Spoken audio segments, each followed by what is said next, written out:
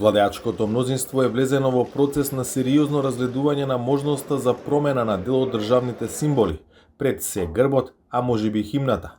Она што како потенцијална опција го навести премиерот и лидер на најголемата партија во владината коалиција Христијан Мицкоски, денеска го потврди и Армен Таравари, министер за здравство кој доаѓа од редовите на Вреди, блокот партии на албанците. Тој зборува за пакет, како што ги нарекува, етнички прашања и во него покрај државниот грб тоја става и химната. Јас зборувам во име на Влен, ние сме подготвени да седнеме и да разговараме за све. Значи, за жал во минатиот период повеќе, така да речам, осетливи теми се ставаа под тепих и некако се скрива, не сакавме да се соочиме.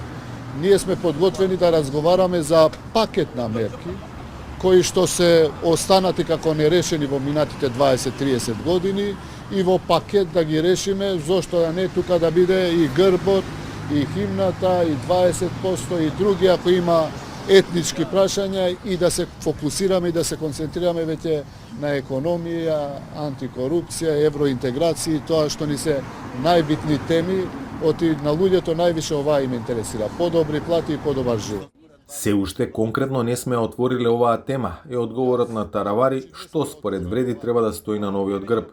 На иста линија и неговиот коалициски партнер од БС и градоначалник на Тетово Билал Касами, кој потврди дека е за секакви промени на уставот, кои, како што рече, предвидуваат менување на државните символи од минатиот општествено-политички систем.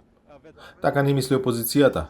Социјалдемократите не само што се против промена на државните символи, туку сметаат дека на овој начин, со ставање новие прашања на дневен ред, власта сака да ја дефокусира јавноста како што сметаат незиното лошо работење. Владата на Мицковски преку министерот за здравство Армен Таравари, кој наликува на министер без ресор, не информираше дека за неја поголем приоритет е решавање на наводното отворено прашање за химната и грбот и дури потоа фокусирање на проблемите како економија, платите и здравството. Ова шокантна изјава на министерот Таравари, кој се занимава со се освен со здравство, зашто е задолжен, потврдува дека владата целосно си има откажано од она што навистина им е приоритет на граѓаните. Наместо решенија за реалните проблеми, владата ќе го замајува народот со теми од минатото, за да го одвлече вниманието од болната сегашност.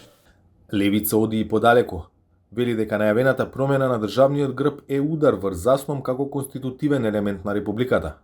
Со отворањето на темата за промена на грбот, премиерот Мицкоски отвори пандорината кутија, која единствено оди во прилог на балистичките апетити на партиите од така наречениот албански блок, кои веднаш бараат промени на сите останати обележја.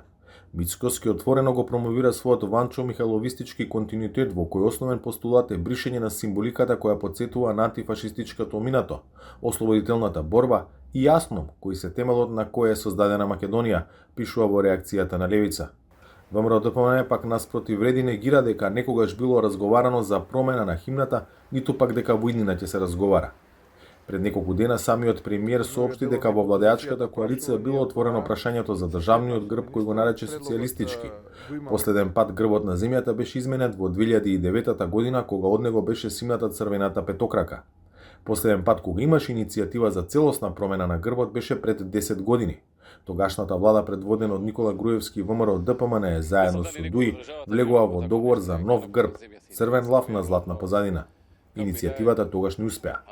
Уставот во член 5 нормира дека државните символи се грбот, знамето и химната кои се утврдуваат со закон кој се донесува со двотретинско мнозинство. Актуелната коалиција на власт во изминатиот период неколку пати тврдеше дека има двотретинско мнозинство во собранието. За Гласот на Америка од Скопје, Владимир Мирчевски.